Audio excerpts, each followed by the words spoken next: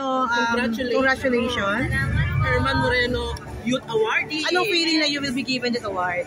Siyempre, sobrang thankful ko po. Thankful ko kay God. Thankful ko ako sa FAMAS. Sobrang saya ko lang po talaga. Pero syempre, kinakabahan po ako. Kanina pa po ako nabubulol-bulol. Pero sobrang thankful ko po talaga. Anong feeling no? Lahat ng pinaghirapan mo ngayon nabubulol? Siyempre, masaya po ako kasi hindi lang po for myself. Lahat po kasi na ginagawa ko po, lalo po sa trabaho ko, dinededicate ko po sa loved ones ko, sa family ko po, mga kaibigan ko. So, kumbaga, masaya po ako para sa kanila, hindi lang po para sa akin. My success is their success. How does it feel that Abot Kamay na Pangarap is doing great in rating? Anong reaction about that? Thank you po. Panghapon, no? Of course, thankful po ako kay God. Hindi lang po para sa ratings, kumbaga po para din po dun sa show po namin. Kasi ang dami pong na-inspire. And lahat po ng mga katrabaho ko po, parang pamilya ko na po talaga sila. So pinag-pray ko po na sana po talaga magtuloy-tuloy po yung suporte ng mga tao kasi napamahal na po talaga kaming lahat sa... Kamusang katrabaho sila Miss Dina Bonnevie, si Richard Yap, malalaking artist talaga at mga veterans? Sabi ko nga po, para ko po silang pamilya. So, sina Miss Dina po, sina Nanay Nina, sina Tatay Richard. Ayan, tawag ko po sa kanila Nanay at Tata. Like si Miss Dina, tawag ko po sa kanya Mama Bubu, tawag niya sa akin Baby Bubu. Kaya parang family na po talaga kami. Sobrang napamahal po ako sa kanila. Kasi si Miss Dina, kilala siyang medyo mataran, medyo matapang. Wala ka pa-experience sa kanya, kinabahan ka sa kanya, intimidate ka? Si Miss Dina po kasi, pag una niyo po siya makikilala, medyo nakaka-intimidate po siya kasi of course she's Dina Bonnevie. Okay, so right? nakaka-starstruck po siya. Pero sobrang pure po ni Miss Dina, sobrang bait po niya. Minsan kakatok po siya dun sa dressing room ko. Dadalhan niya po ako ng pagkain, ano pagkain. So ganun po siya kasi hindi po siya mataray. Kumbaga, si Miss Dina po kasi she's a veteran actress, she's a big star. So siguro po bilang respected po talaga, kami po mga mas bata, dahil kami po talaga yung lumalapit sa kanya. So yung po, mas after a while talagang nag-open up po sa akin si Miss Dina, naging close po talaga. May mga... It means mabait ka, talagang gusto ka niya. Siguro Kasi kilala ko siya, medyo... Pag hindi niya gusto talaga. Basta yun, magkasundo po kasi talaga kami po ni Miss Dina. So okay ugali nila? Super pwela niya po pagsaset. Okay. Baka po siya nakaka-intimidate, pero pag nakilala niyo po siya, nakakatawa po siya.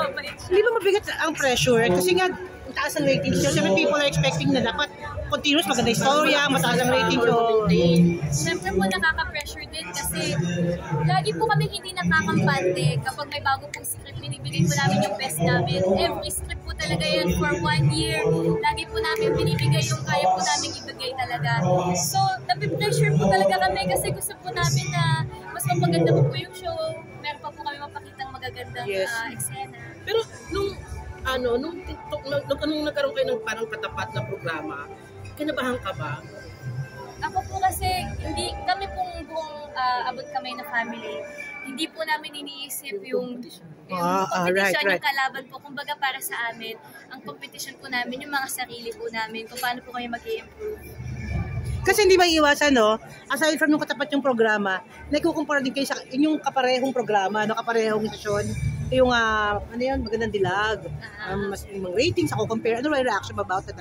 Nadaig na raw, may mga ganong kwento. Ako po talaga, kahit anong show po yan, lalo po, mga ka-show po namin sa GMA, masaya po kung pa nag-rate po talaga. Kasi sa GMA, pamilya po kami, kumbaga, nagtutulungan po talaga kami na mas magiging maganda pa po yung show. And lalo po ngayon sa industry, di ba po, nag-pandemic po, so tagal na ang hirap po sa showbiz industry. Ngayon po talaga nag-i-improve na. So ako po masaya lang po talaga ako kung pina-achieve po yung ibang shows. How does it feel, no? Nag-collaborate ng ABS and GMA? Siyempre masaya po kasi kumbaga sabi nga po ni Sir Gozon, wala na pong network war. Yes. Hindi na po talaga lahat. Which is mas nakakatuwa po kasi makakatrabaho na po namin yung isa't isa. Kumbaga mas marami pong magagandang storya na magagawa. Given a chance, sino gusto mo makatrabaho sa kabilang istasyon? Pabibigyan ka ng pagkakataon. Pero ako po kasi, lagi ko po pinapanood si Meme Vibes. Actually, nagpa-picture po ako sa kanya nung Jamie Gala. Okay. Hindi ko pa po napopost, pero gusto ko po siya maka-work. Lalo na po hindi ko pa po natatry mag-comedy. So, gusto ko po yes. Pero I heard meron kang pelikula na makakasama mo isang kapamilya star. Is that true? Abangan niyo po. Pero anong klaseng pelikula to? Love story ba to? Medyo drama, comedy? Napanood sa isang romantic talaga na proyekto. Mukhang ganun na nga po, abangan po natin yun. So, ready ka na for the kilig-kilig. Though, nakakakilig kayo ni na sa pagdamay. Pero basta something different po talaga siya, lalo na po, first movie ko po bilang dalaga na po talaga. So, sa Okay. totoo lang po, kinakabahan po talaga ako, pero excited po ako. No, pero kailan yung shooting nito? Kasi may teleserye kang ginagawa. Ayun nga po medyo naghahanap pa po ng tamang schedule kasi lalo na po, hindi po siya sa Pilipinas i-film. Wow, parang kilala ko to. Hindi kasi kilala ko. Parang, malita ko, child actor din daw to dati. Wow! Kung sino man po ang nasa isip ninyo, tanungin nyo din po siya. Okay. May isang interview sa ni Tito Boy, fast talk. Tinanong ako sino ang crush mo, nabanggit mo si Coco Martin. Ikaw ba? Opo. Bakit si Coco? Kasi medyo malaki age gap. O bakit siya sa lahat ng age gap? Actually, since batang-bata po ako, crush ko na po si Sir Coco.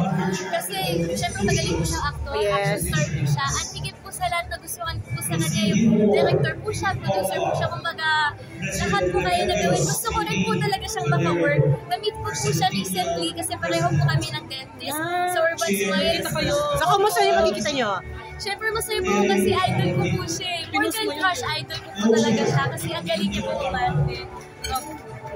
Pero ikaw, kumbaga, given a chance na parang gumawa ng action project, open ka ba? Ay, gusto ko po talaga, gusto ko po i-try lahat. Kaya nga po pinagdarasal ko po na sana po tumagal po ako sa showbiz, sigat na po yung bahala kasi gusto ko pong magawa lahat, gusto ko pong mag-action, gusto ko pong mag-comedy. At naniniwala po kasi ako na sobrang dami ko pa po mai-improve. So, sana more opportunities pa po para mag-improve. Alam mo, ang daming inspirasyon ka. Ikaw yung tuturing ng inspirasyon ng mga kabataan at yung mga nangangarap. Ano yung mensahe mo sa mga kabataang nangangarap na parang maging katulad ka rin nila yung naging Someday, successful? oo. Of course, don't give up po talaga. Yan ang number one. Marami po magiging challenges. Pero sabi ko nga po kanina, yung mga challenges po na yan, blessing po siya from God kasi yun po yung magiging way para makapag-improve po kayo Challenges po siya para mas marami ka pong matutunan pa. So, don't give up. And sinasabi ko po ito parati, kapag good intentions po yung meron kayo, pure yung heart po sa ginagawa ninyo, magiging successful po talaga. May mga, how do you entertain maniligaw right now? O wala ka pang oras sa maniligaw? Well, ako po kasi gusto ko po talaga mag-focus sa family ko po and sa sarili ko. Feeling ko po may perfect time po yun Tama na. Actually po, like sa GMA Gala, sabi po nila, ba't wala po akong date? Oo nga. Yun nga po. Ako po kasi gusto ko po manang enjoy na mag-isa po muna ako. Tama Kasama naman. ko yung mga kaibigan ko. Kumbaga, nakating din naman po ako. Huwag madaliin yung mga ganong bagay. Napakaganda mo talagang ehemplo sa mga kabataan. Diba? Pero ito na lang, last na lang. Kasi nabanggit mo si Meme Vice. Kaya ka ba namin mapapanood sa Showtime? Yes. Mag-guest. May chance ba na sisigaw ka ng ano? What's up? Actually, gusto ko po, last time po dapat mag-guest po ko, kaso po na tataon po, minsan may taping, may ibang event. So, conflict abangan po na. natin yan, basta na-excite po ako. Ito ba yung unang araw nila sa GTV? Hindi po unang araw yun parang siguro 2-3 weeks ago po. Kung malapit-lapit na yun, kaso, still happen. hindi po tumugma sa Schedule. Maraming salamat. Sa picture lang kita. Congratulations!